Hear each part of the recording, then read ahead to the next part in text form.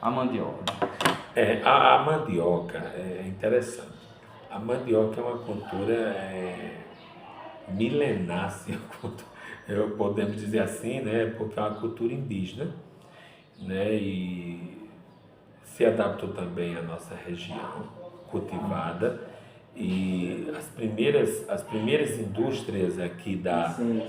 as primeiras indústrias aqui da Serra de Santana foram os engenhos de casa de farinha que nós temos aqui, né? A gente tem o registro das primeiras casas de farinha, para você ter uma ideia, Guilherme. Esses engenhos de farinha que, né, a primeira, eu quero dizer que casas de farinha de Tenente Laurentino na Lagoa Nova foi os primeiros centros. Nós restamos aqui casa de farinha nos Cinco Cantos, né? Por exemplo, a casa de farinha aqui de Silvino Garcia do Amaral, aqui no Muniz, enfim. Então, a gente vai perceber que as casas de farinha foi um centro de atração, porque as pessoas iam trabalhar, as crianças iam brincar, era um local de atração, de conversa e de trabalho. E a gente vai perceber que isso também impulsionou a Serra de Santana de uma forma onde cada comunidade aqui teve de ter, às vezes, até 5 casas de farinha. E também de exportação.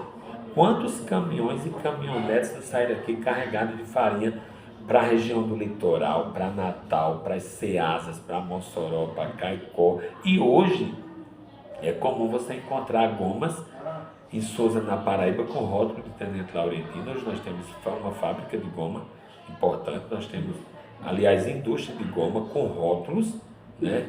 E a gente vai perceber que tem dado até uma alavanca na economia, tem gerado emprego e renda, e isso é importante para a economia de Tenente Laurentino.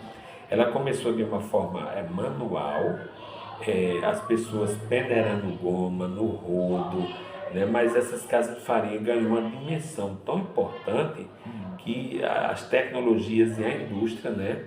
Hoje as fábricas de primeira era mais manual, a lamparina, na época das chamadas casas de farinha, e a gente tem que tirar o chapéu para as primeiras pessoas que construíram as primeiras casas de farinha aqui na Serra de Santana, como por exemplo a fazenda de Adelino Rodrigues, de Manel Capitão, ali nos Cinco Cantos de Ana Maria, né, de Chico Benedito, né, de Neco Vicente, né, então a gente, de Leto Maria de Souza. Então esses homens, eles foram pioneiros e ajudaram na economia. A gente falar da mandioca, eu quero dizer aqui que e também você vai perceber que até o programa do PET aqui, que identificou, quando a gente não sabia, Tenente Laurentino estava sendo discutido no exterior, na Suíça, a questão da mutilação de crianças trabalhando em casa de farinha.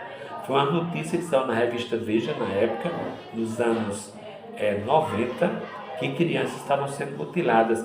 Pessoas perdiam os dedos porque as crianças raspavam mandioca nas casas de farinha aqui do Tenente Laurentino, e a gente nem sabia. Então, assim, falar das casas de farinha, dos engenhos de farinha aqui na Serra de Santana, e depois dos anos 90, começa a aparecer os fornos elétricos, começa a aparecer as prensas, e assim, organizar essa ideia, desde os povos indígenas, desde as tapioca, dos beiju, dos bolos de massa, e das farinhadas, que, por exemplo, eu tinha um roçado. Meu pai tinha isso, ele tinha um roçado, a gente produzia mandioca, tinha a casa de farinha, a gente levava as congas, a mandioca nos carros de boi, e ali a gente fazia farinha, deixava uma parte da produção para o dono da casa de farinha, e levava o restante para comer, colocava em silos, em sacos, que era para comer, aquela história do povo judeu de guardar nos jarros, nos potes, para poder guardar para o ano. Mais alguma pergunta sobre as casas de farinha que a gente poderia falar? Nada não, Sinaldo, somente isso. Então, gente, eu espero que a nossa conversa, né, sobre as culturas, seja dos cereais, seja da fruticultura, seja das energias eólicas, seja do que a gente falou aqui, no contexto geral das economias, do sisal, a gente possa ter contribuído, valendo salientar que a gente está aberto a alguma observação, né, a novas conversas, e tem outros historiadores, outros pesquisadores na cidade que podem contribuir e a gente pode rever esse assunto que a gente vem conversando.